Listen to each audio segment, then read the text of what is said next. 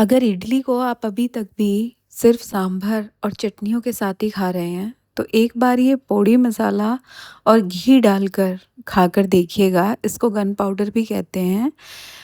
इतना amazing test आता है कि जब तक आप इसे खाएँगे नहीं ना, तो आपको पता नहीं चल पाएगा। बहुत ही ज़्यादा टेस्टी लगता है और बनाने में भी बहुत आसान है। तो मैंने तो ये पोड़ी मसाला बनाकर सेव कर लिया है। तो आप भी कर लीजिए। तो चलिए फटाफट से रेसिपी शुरू करते हैं। तो गैस पे रखेंगे एक पैन, इसमें डालेंगे 1 बड़ा चम्मच भर के घी, देसी घी या फिर वेजिटेबल ऑयल। इसके बाद इसमें डालेंगे हम हाफ कप उड़द की दाल, 1/4 कप डालेंगे हम इसके अंदर चने की दाल और 1/4 कप से भी थोड़ी-सी कम डालेंगे हम अरहर की दाल। इसके बाद इन सारी दालों को हम लो फ्लेम पर बहुत अच्छे से एकदम धीमा-धीमा भून लेंगे। दाल बहुत अच्छे से भुननी चाहिए, तभी आपका पोड़ी मसाला परफेक्ट बनेगा। दाल भुन गई हैं तो मैंने इसमें तिल डाल दिए 1/4 कप। तिल भी डाल के बाद में भुन जाएँगे, क्योंकि तिल बहुत हल्के होते हैं और भुनने में ज़्यादा समय नहीं लेते, इसलिए मैंने दाल भुनने के बाद डाले हैं। बहुत जल्दी भुन गए हैं तिल, गैस की फ्लेम ऑफ की है और सारी चीज़ों को एक प्लेट में निकाल लिया है। इसके बाद हम सेम पैन को फिर से गैस पे रखेंगे, फिर से इसके अंदर घी डाल रही हूँ और 1 टेबलस्पून डाल रही हूँ यहाँ पर मैं पीनट और साथ ही में ड्राई कोकोनट भी 1 टेबलस्पून डाल रही हूँ। इसको छोटे-छोटे टुकड़ों में मैंने तोड़ लिया था।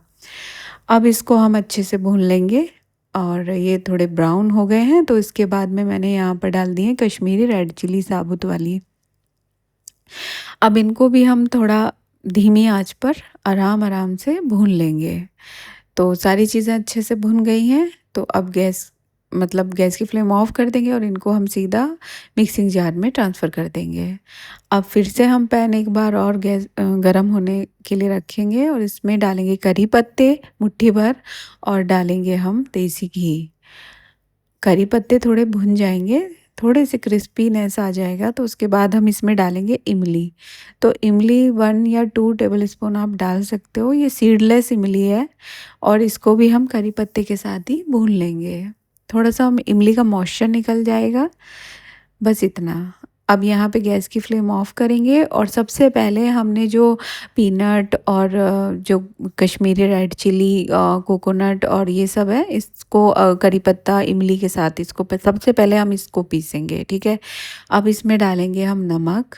तो मैंने यहाँ पे 2 टेबलस्पून नमक और हाफ टी स्पून डाला है इसमें मैंने हींग। अब जब हमने उसको पीस लिया है ना, मिर्ची को और ये जो मिर्ची के साथ चीज़ें भुनी थी उनको, तब मैंने यहाँ पे दाल इसके अंदर ऐड की है और ये देखो आप इस तरीके का पाउडर हमको बनाना है। मैंने आपको हाथ पे भी डाल के दिखाया है और दालों को अच्छे से भूनना है। अब क्या करेंगे कि हमारा ये गन पाउडर पोड़ी मसाला तो बनकर तैयार हो गया है।